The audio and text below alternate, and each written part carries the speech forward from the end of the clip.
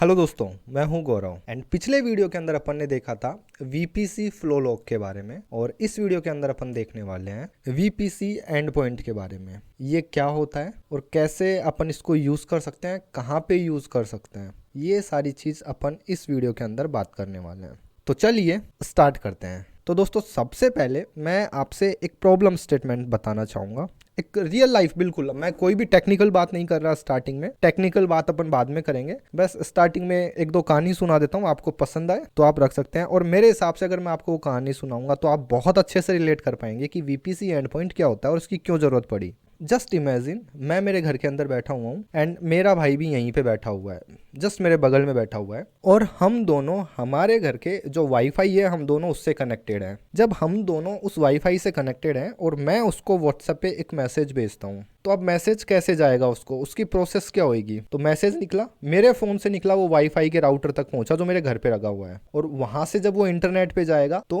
वो व्हाट्सएप के सर्वर पे जाएगा एंड व्हाट्सएप का सर्वर जो है वो मेरे भाई को वो मैसेज भेजेगा कि भाई मेरे भाई का नाम सौरव है, कि गौरव ने एक मैसेज भेजा है सौरव को और ये जो मैसेज है ये सौरव तक डिलीवर होना चाहिए। तो अब वो मैसेज वापस व्हाट्सएप के सर्वर से रिटर्न होगा। अब जब वो रिटर्न हो रहा होगा तो फिर वो वापस मेरे घर के राउटर पे आएगा एंड वो उसके फ़ोन पे चला जाएगा, मेरे फ़ोन पे नहीं आएगा, उसके पे जाएगा। ठीक है, इस तरीके से कम्युनिकेशन होता है, जबकि वो मेरे जस्ट बगल में बैठा हुआ है। अगर कोई ऐसी मैकेनिज्म हो कि जब मैं उसको मैसेज भेजूँ हाय, वो ना मेरे घर का जो राउटर है उससे ही बाहर ना जाए और डायरेक्टली मेरा मैसेज गया हाय और वो राउटर पे जाए और राउटर ही उसको उसके फ़ोन पे भेज दे, क्या ऐसा पॉसिबल है क्या? यस, पॉसिबल है। और यहीं पे वीपीसी एंड पॉइंट काम में आता है। सेम इसी चीज़ को आप फ़ोन के एग्जाम्पल से ले सकते हैं।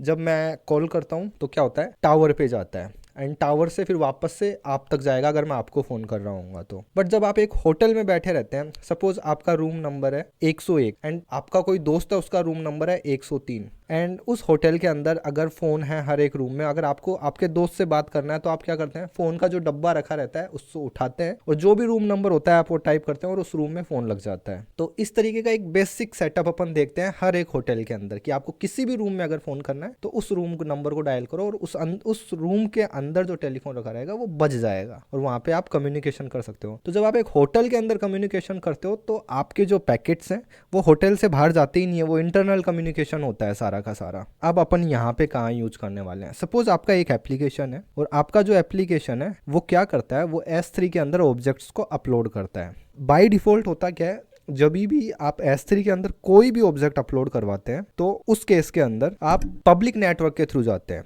जो मैंने बताया था ना कि यहाँ से फ़ोन गया इंटर मतलब टावर पे और फिर टावर वापस S3 पे भेजेगा, उस तरीके का आप कुछ मान सकते हैं। बट EC2 इंस्टेंस आपका AWS के इंफ्रा में है और आपका S3 बकेट जो है वो AWS के इंफ्रा में है। तो इन दोनों के बीच में प्राइवेट कम्युनिकेशन हो जाएगा VPC एंड पॉइंट के हेल्प से। तो ये एक सिंपल सी छोटी सी स्टोरी थी VPC एंड पॉइंट्स के बारे में। अब इसको आप अचीव कैसे करेंगे ये मैं आपको इस वीडियो में बताने वाला हूँ। तो चलिए स्टार्ट करते हैं। तो सबसे पहले मैं आपको यहाँ पे इंफ्रा बताना चाहूँगा जो मैंने ऑलरेडी क्रिएट कर रखा है। एंड दोस्तों, मैंने जो इंफ्रा ऑलरेडी क्रिएट कर रखा है ये सारा के सारा मैं आपको पुराने वीडियोस में बता चुका हूँ कि कैसे क्रिएट होता है। ठीक है, सो सबसे पहले मैं VPC बता देता हूँ आपको। तो आप देखिए मेरे पास यहाँ पे केवल और केवल एक डिफ़ॉल्ट VPC है, बट मैंने यहाँ पे चेंजेस किए, क्या किए हैं मैं आपको वो बताना चाहूँगा। यहाँ पे मैंने एक नया सबनेट क्रिएट किया है जो जिस सबनेट का नाम है प्राइवेट सबनेट। और इस प्राइवेट सबनेट को एक राउट टेबल अटैच है जिसके अंदर केवल एक राउट है, मतलब इसको पब्लिक कम्युनिकेशन कर ही नहीं सकता इस इंस्टेंस के अंदर अगर कोई भी इंस्टेंस बना हुआ है तो।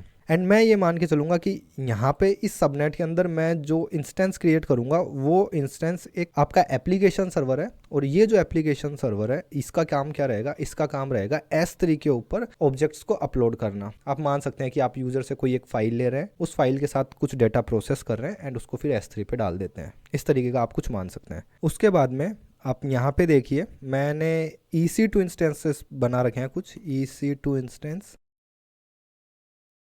और आप देखिए मेरे पास दो इंस्टेंसेस जो है वो रनिंग स्टेट के अंदर है। पहला इंस्टेंस जो है वो एक पब्लिक इंस्टेंस है, दूसरा इंस्टेंस जो है वो एक प्राइवेट इंस्टेंस है। तो मैं पब्लिक इंस्टेंस को SSH करूंगा, देन वहां से मैं इस प्राइवेट इंस्टेंस को SSH करूंगा, क्योंकि अगर आप मेरा प्राइवेट इंस्टेंस देखो तो इसको किसी भी तरीके का पब्लिक IP अटैच नहीं है। तो ये जो मेरा पब्लिक इंस्टेंस है मैं इसको SSH करने वाला हूँ। सो यहाँ पे मैंने ये ओपन कर रखा है एंड मैं इसको कर देता हूँ कनेक्ट।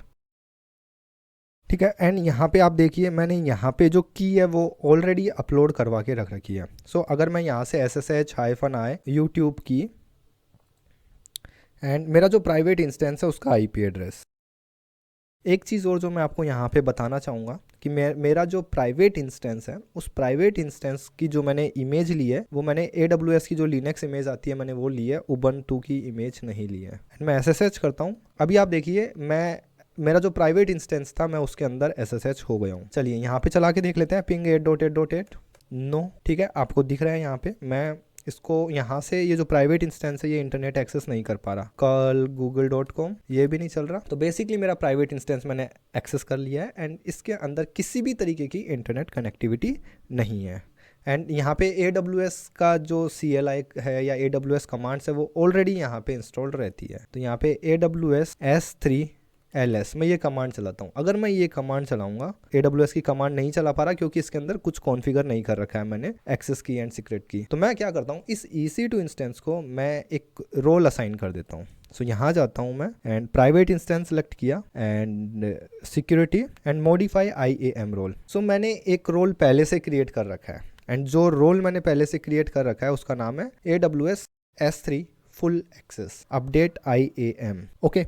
एंड अब इसके बाद में मैं वापस से सेम कमांड चलाता हूँ। तो अभी आप देखिए ये मेरे को कोई रेस्पॉन्स नहीं आएगा, मैं बहुत देर तक वेट करता हुआ रह जाऊँगा। इन शॉर्ट मेरा जो प्राइवेट इंस्टेंस है वो AWS का या S3 का कोई भी एंड पॉइंट एक्सेस नहीं कर पा रहा है क्योंकि AWS S3LS कमांड जब मैं चलाता हूँ तो बिहाइंड द सीन होता क्या है कि ये एक URL हिट करता है एंड वो जो URL है वो इंटरनेट के थ्रू बाहर निकलता है। अब जब वो इंटरनेट के थ्रू बाहर निकलेगा तो ये एक प्राइवेट इंस्टेंस है, यहाँ से वो जब बाहर निकलने का ट्राई कर रहा है तो बाहर ही नहीं जा पा रहा और इस तरीके से मेरा जो प्राइवेट इंस्टेंस है ये S3 बकेट से कनेक्ट नहीं कर पा रहा। सिंपल सा इतना सा रीज़न है। तो अब ये इस प्राइवेट इंस्टेंस को AWS की एक सर्विस प्राइवेटली एक्सेस करनी है, दोनों सेम इंफ्रा के अंदर है, ये कैसे करेंगे? जैसे मैंने आपको थोड़ी देर पहले बताया था कि जब आप होटल में बैठे रहते हैं आपको दूसरे रूम में कॉल करना रहता है, जो वहाँ पे जो टेलीफोन रखा रहता है उस पर, तो आप सिंपली क्या करते हैं उस रूम का रूम नंबर टाइप करते हैं एंड उस जगह पे फ़ोन लग जाता है।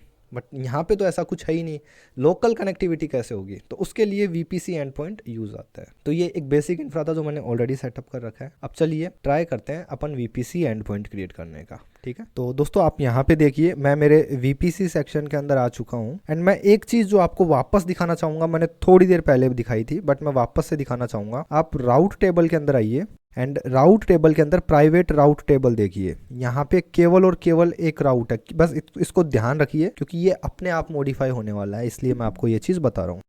चलिए तो अब अपन क्या करने वाले हैं, अपन को एक एंड पॉइंट क्रिएट करना है, राइट? ठीक है, सो आपको यहाँ पे एंड पॉइंट्स पे जाना है एंड यहाँ पे एक क्रिएट एंड पॉइंट पे क्लिक करना है। अब आप एक एंड पॉइंट क्रिएट करने वाले हैं, मैं इसको कर देता हूँ S3 एंड पॉइंट। एंड एक चीज़ और, मैंने केवल S3 का एग्जांपल लिया है, आप AWS के मल्टीपल रिसोर्सेज को इंटरनली एक्सेस कर सकते हैं। सो मैं आपको यहाँ पे बता देता हूँ। आप यहाँ पे देखिए 152 सर्विसेज हैं जिनको आप इंटरनली एक्सेस कर सकते हैं बिना बाहर जाए या बिना इंटरनेट पे जाए। ठीक है, और ये जो सर्विसेज है अलग अलग रीजन के लिए चेंज होती है, तो मैं आपको रिक्वेस्ट करूंगा कि आप यहाँ पे अलग अलग रीजन चेंज करें एंड देखते रहें कि इन सर्विसेज के नंबर फ्लक्चुएट होते हैं या नहीं होते हैं।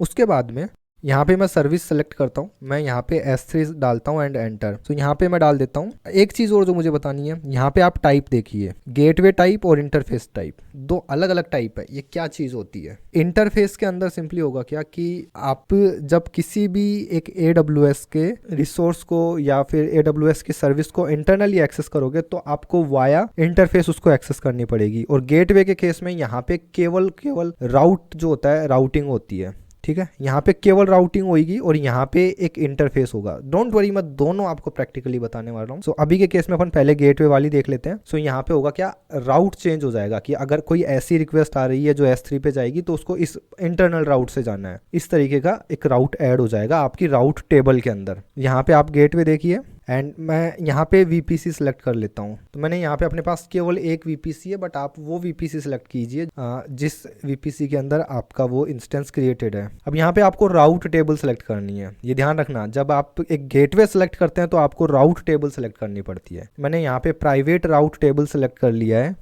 एंड मैं क्रिएट एंड पॉइंट पे क्लिक कर रहा हूँ एंड पॉइंट क्रिएट हो गया है। इसका जो स्टेटस है वो मैं आपको दिखा दूं, अभी के केस में अवेलेबल आ चुका है। इसको एक बार और रिफ्रेश कर लेता हूं। सो अवेलेबल आ चुका है। अब क्या करते हैं, मैं यहाँ पे जाता हूँ, मेरा जो इंस्टेंस जो मैंने प्राइवेट इंस्टेंस एक्सेस किया था। तो दोस्तों अभी मैं मेरे प्राइवेट इंस्टेंस के अंदर हूँ। आप यहाँ पे चेक कर सकते हैं प्राइवेट इंस्टेंस का IP 100.133 एंड यहाँ पे भी आप देख सकते हैं 100.133। तो अगर मैं आपको दिखाऊँ पिंग करके तो 8.8.8 ये पिंग नहीं होगा। अब मैं चलाता हूँ कमांड AWS S3LS और अभी आप देखिए यहाँ पे इसने सारे के सारे जो आपके AWS के अंदर S3 बकेट्स थी उनको इसने लिस्ट करवा दिया है। ठीक है, मैं यहाँ पे आपको केवल लिस्ट करवा के देख रहा हूँ, बट आप क्या और अचीव कर सकते हैं, आप यहाँ पे ऑब्जेक्ट अपलोड कर सकते हैं, उसको रिट्राइव कर सकते हैं, CRUD ऑपरेशंस कर सकते हैं। ये एक सिंपल सी चीज़ थी। इसके अंदर अपन ने गेटवे एंड पॉइंट यूज़ किया है एंड आप यहाँ पे ये देखिए जब आपने गेटवे एंड पॉइंट यूज़ किया तो यहाँ पे अब मैं आपको आपकी राउट टेबल बताना चाहूँगा। सो आपने जो राउट टेबल सेलेक्ट किया था उस राउट टेबल के अंदर आप देखिए एक अलग से राउट ऐड हो गया होगा, ये दिख रहा है आपको। तो यहाँ पे ये जो डेस्टिनेशन है ये एक मैनेज्ड प्रीफिक्स लिस्ट है। सो यहाँ पे होगा क्या कि अगर कोई भी रिक्वेस्ट जिसमें डेस्टिनेशन जो है वो S3 के सर्वर्स हैं तो उसको अपन इस रिक्वेस्ट पे रिडायरेक्ट कर देंगे, उसको अपन इस जगह पे रिडायरेक्ट कर देंगे। मैनेज प्रीफिक्स लिस्ट अपन पहले भी कवर कर चुके हैं जब आपका EC2 इंस्टेंस को आप इस तरीके का कुछ करते थे कि मेरा जो EC2 इंस्टेंस है इसको केवल और केवल क्लाउड फ्रंट एक्सेस कर सके। सेम यही चीज़ यहाँ पे है कि अगर कोई भी कोई भी ऐसा पैकेट जिसका डेस्टिनेशन S3 के सर्वर्स हैं तो उसको अपन इस टारगेट पे फॉरवर्ड करने वाले हैं। ठीक है, तो दोस्तों इस वीडियो के अंदर इतना ही। अगले वीडियो में अपन देखने वाले हैं कि एंड पॉइंट के अंदर जो इंटरफेस गेटवे वाला था उसको आप कैसे यूज कर सकते हैं। तो दोस्तों इस वीडियो में इतना ही। अगले वीडियो में अपन देखेंगे अगले वीडियो में भी अपन एक एंड पॉइंट क्रिएट करने वाले हैं, बट वो जो एंड पॉइंट रहेगा वो एक इंटरफेस एंड पॉइंट रहेगा। तो दोस्तों इस वीडियो में इतना ही, मिलते हैं अगले वीडियो में। Bye bye.